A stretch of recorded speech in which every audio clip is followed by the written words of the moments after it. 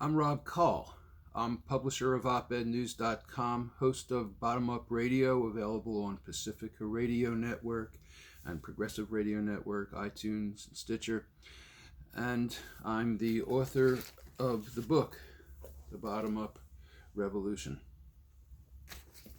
I'm talking today about the first Democratic primary debates.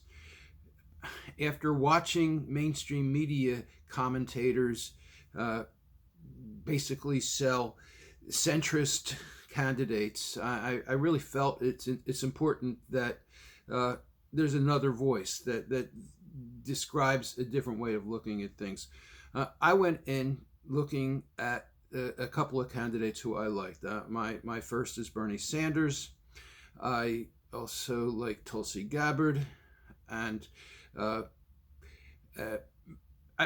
really like Marianne Williamson because she brings such a different perspective to the debate. They've been mocking her because of her different perspective, making jokes about her, but I think she's great. And I had some consideration for Elizabeth Warren. I at one point in 2015 and early 2016, I was rooting for her to go in and run. And so was Bernie. Bernie Sanders in 2016 literally said he would not run if Elizabeth Warren entered the race. But she didn't. And not only that, she failed to speak up for the progressive candidate, Bernie Sanders, and ended up being anything but a leader, and finally went with backing Hillary Clinton. So in terms of the debate, my first observation was that a majority of the 20-some candidates debating, they were talking about Bernie Sanders issues. They were advocating for Bernie Sanders issues. And some were trying to out Bernie, and some of them were trying to erode some of the ways he takes positions. Some of them were trying to claim that they were doing it better or smarter or more conservatively or in ways that would be more likely to win. But they were basically taking Bernie's issues, which basically shows us that Bernie is the leader who inspired all of them. He's the one who took the initial stands so that all of them had the courage, or whatever you want to call it, so that they would take the stand too. Now, there are some good candidates up there, and I was impressed by Kamala Harris. I think that she showed that she's got guts and she's smart, and she could be a good candidate. She could be a great vice presidential candidate for Bernie, except that being in California, she's not going to bring in any extra states or votes. It would be nice if there was a woman who was a strong progressive candidate in a purple state, and I'm not sure that we have any of those. But right now, I think she'd probably be a great vice presidential candidate for Bernie. She's not perfect. She has been criticized for the way she functioned as the Attorney General of California. It's true, but everybody has flaws, and I think that she could be. She rose to a level where I think she could actually be somebody I could get behind. Again, she's not perfect, and I'm sure that the purists out there will criticize me for it, but I think that she really did rise. Cory Booker. I see Cory Booker as a neoliberal and a corporatist, but he certainly rose above the standing that he had before the debate, and his performance there showed that he's learned a lot. A couple years ago, he voted against Bernie Sanders' effort to make it legal to bring in drugs from Canada and other countries, and he represents New Jersey, which is a state that is just buried with pharmaceutical company headquarters. You drive through New Jersey and you drive past a bunch of pharmaceutical company headquarters. So that's a big liability for him, and I'm not sure that I could support him and get excited about him at all. Joe Biden bombed. Joe Biden, I think it was CNN that observed that at one point Joe Biden literally said, "My time is up," as a part of his response on the debate. And yes, no, it wasn't CNN, it was Huffington Post. But yes, Joe, your time is up. You don't have the vigor, you don't have the imagination, you're not a progressive. Your time is up. Just go with that. Embrace that. Pete Buttigieg, I wasn't impressed by what he had to say. Yeah, he's a veteran. I think he shows as a mayor that he doesn't have the leadership skills to really make a difference, and that's disappointing. He's pretty. He's a young face. I think he has a future in politics, but he's got to groom his experiences and his expertise yet. Tulsi Gabbard, I thought, did a great job. I think she showed you that she is tough, presidential, that she is a leader when it comes to international policy. I think she has the stature and the status as a veteran to take a stand on fighting against going to war, about fighting for peace. And I think that's great. And I think she'd make a great president and a great vice president as well. Although, again, bringing Hawaii in does not help in terms of the combination of president and vice presidential platform candidate.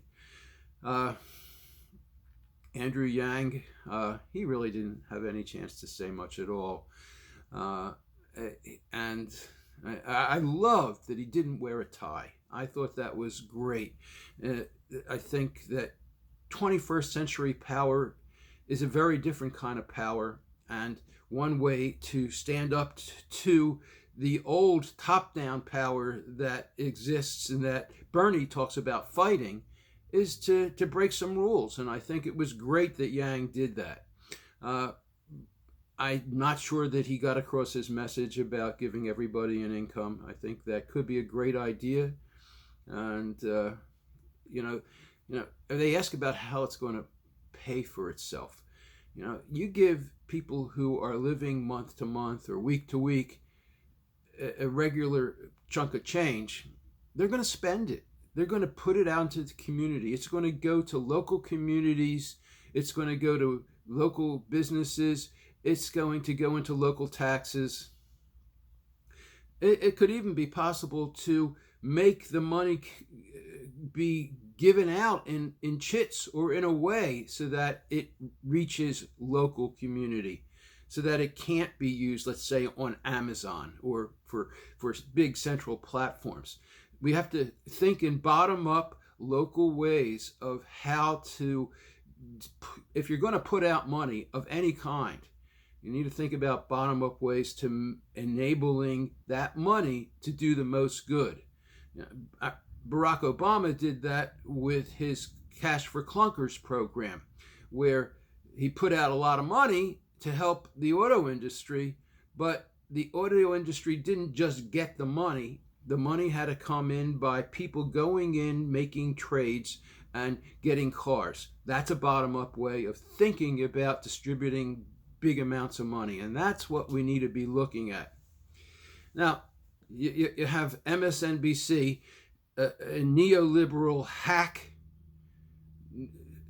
news company that has been serving the centrists and moderates.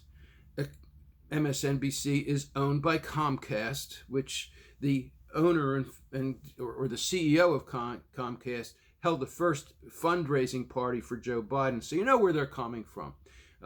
You've got Rachel Maddow, who's become a Russia fanatic. Yeah, there's something to Russia, but the way she has devoted so much time to it, she's become a hack.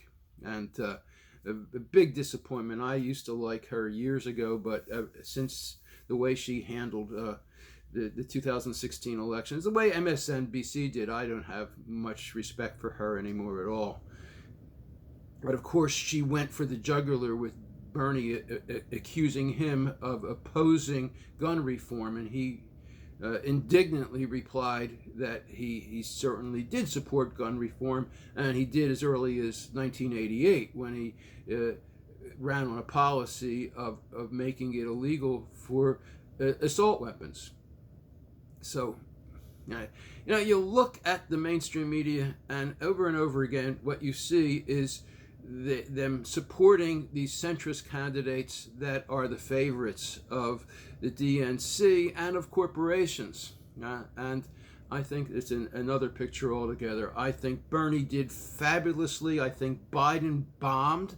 And, if there were a couple people, like Van Jones described Biden as a bomb and described how he was totally demolished by Kamala Harris when she talked about busing and how Biden supported states' rights, which is something that is anathema for black voters, because states' rights basically violate constitutional rights.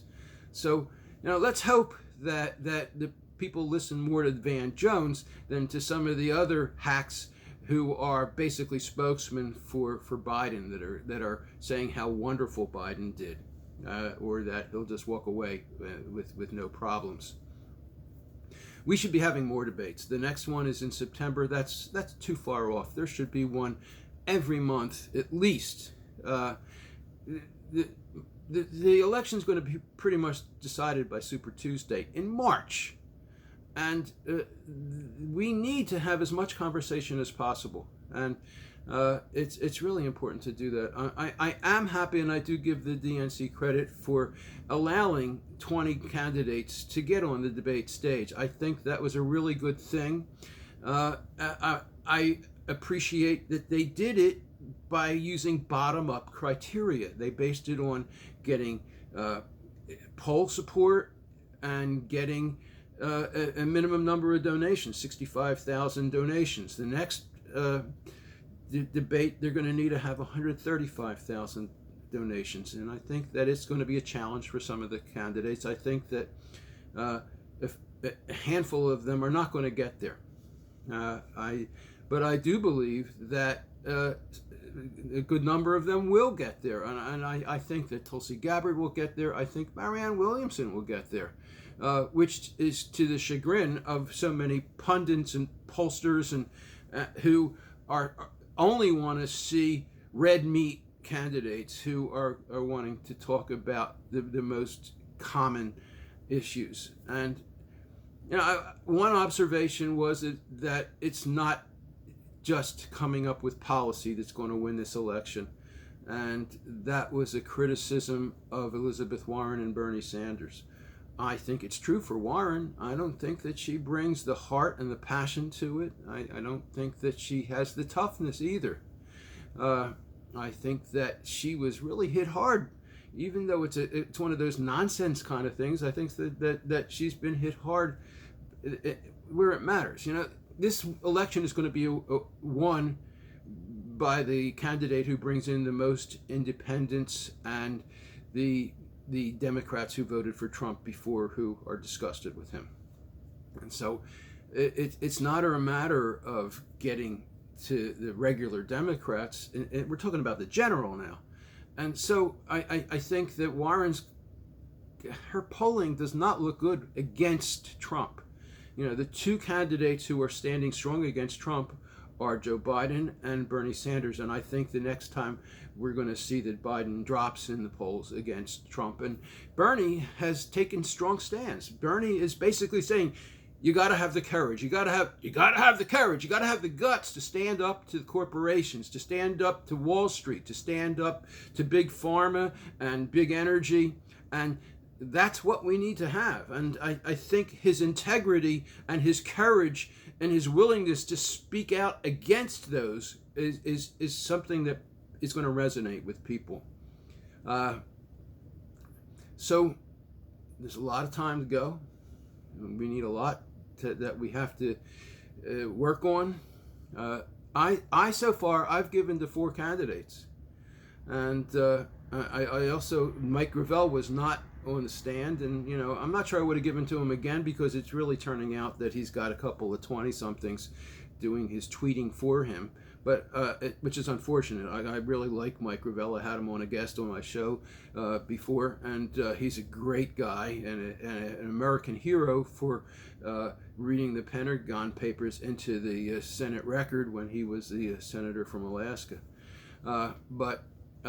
And I've also given to Bernie and Marianne Williamson and Tulsi Gabbard. And that's the first for me. I've never given to multiple candidates for the same campaign before, but I recommend that you do it. I think that, we need these voices.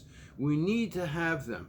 Marianne Williamson talked about how the health problem is not just about health, it's about being poisoned. It's about our environment, and it's about the chemicals that are going into our foods. We need to deal with all those aspects of healthcare. That's bottom-up healthcare. Bottom-up healthcare is thinking about how we get sick, not just how to fix illness. It's upstream healthcare is another way of looking at it. Looking at what goes into the river before the water gets to us that affects us, that changes our health. What's in the walls? Is it mold? Is it chemicals releasing gas? These are all factors that have an effect on our health. You look at our supermarkets, think of the center aisles, the middle aisles of the supermarket where you have all that processed food. Think of that as a danger zone. And think of that as an area where we need incredibly more regulation than we currently have in terms of what goes into the food, how it's processed, what it's kept in. We need leaders who will take a stand, and that's what we need to look for. We need leaders who can beat Trump, who are tough enough to stand up to him, tough enough to laugh at him and laugh in his face. Chris Christie, the former governor of New Jersey, doesn't like Trump much anymore. And he was on with Stephen Colbert last night saying that Trump's weakness is he's easy to bait. And so that's a skill that we need to see from the Democratic primary candidates. Clearly, Kamala Harris did it with Joe Biden. We need to see more of that, which means that they can't play nice in there. They have to be pretty tough, because being tough is part of what it takes to win. And Democrats can't just be nice guys anymore. They have to be tough, nice guys. And you can do both. I think even Marianne Williamson, she talked about, the way we're going to win is with love. Well, I'd like to hear a lot more about that. I was a big supporter of Dennis Kucinich when he ran. He talked about a Department of Peace versus a Department of War. And we need that. We need to start thinking in proactive, positive ways about how we're going to make the world a better place, not by getting rid of stuff, not by stopping stuff, but by replacing stuff. Buckminster Fuller talked about how the way to change the world is not by fighting the existing system, it's by coming up with something that's better that replaces it. And that's what we need to do. And that takes policy, but policy is not enough. We also have to have tough people who are willing to take on a tough guy like Trump. Now, Trump is inside a coward, a fool, a buffoon. So he's not that hard to take on. But it takes a certain kind of person to do it who can get past his surface nastiness to the piece of shit scum inside who has zero character and zero integrity. And that's a challenge. Not everybody can do that. You got to put your boots on, step into the cesspool a bit, perhaps, and come out clean. But it can be done. And we need somebody who can do that. And the top-down DNC is not going to tell us who that is.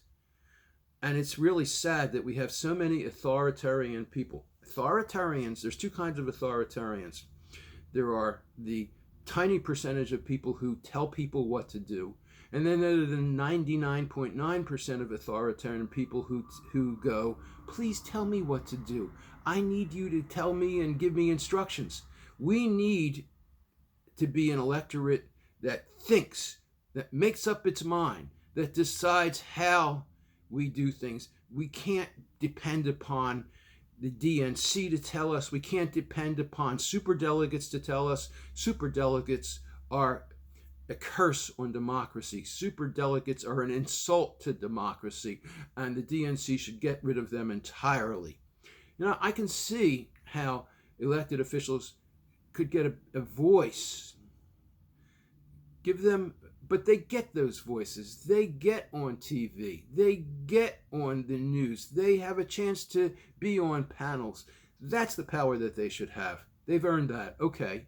But they should not have any power to influence the primaries by being superdelegates. That should go. And I would like to see the primary candidates speaking about that too. I want to see Bernie Sanders. I want to see Kamala Harris. I want to see Tulsi Gabbard and Marianne Williamson speaking out and saying superdelegates are a bad thing. They're bad for the Democratic Party. They gave us Hillary Clinton, who lost in the Electoral College. They gave us Donald Trump. That's not what we want. We want to have democracy, real democracy, bottom up, real democracy that's based on real representation of the people. And we can do that. And overall, I felt the debates were a good thing. Everybody got a chance to say something. It was not right that Joe Biden got more time than anybody else, especially since the debates were set up so that people were supposed to get rebuttal time, and more people referred to Bernie Sanders than anybody else. I thought for sure that Bernie would get the most time because everybody was speaking his name, and every time they did, he should have had a rebuttal shot. But that didn't happen. So thanks for listening. Check out the book, Bottom Up Revolution. There's a bottom up revolution underway. It's changing everything. It has changed an enormous amount. It's changed the way people born after 1980 think. People born before 1980 need to understand how bottom up has changed everything. People born before 1980. People born after 1980 need to understand how top down works, because the top down world is incredibly powerful. There is way too much pathological level of top down in the world. We need some top down, but there needs to be a better balance. And my book is the first book ever that really goes into all the different worlds and explores how top down and bottom up manifest in the arts, in culture, in politics, in business, in economics, in healthcare, in religion, in happiness and personal life. So check it out. It's the best place to find out about where to get it is robkall.com, ROBKALL.com, where it has links to Amazon and to local booksellers and to Pal's Books and all different ways that you can find it. You can also ask for it at Barnes & Noble. It is in their system so that you can order it through them as well, which would be great. Thanks so much. And you want to get in touch with me? I'm happier@gmail.com is the way to reach me. Thank you.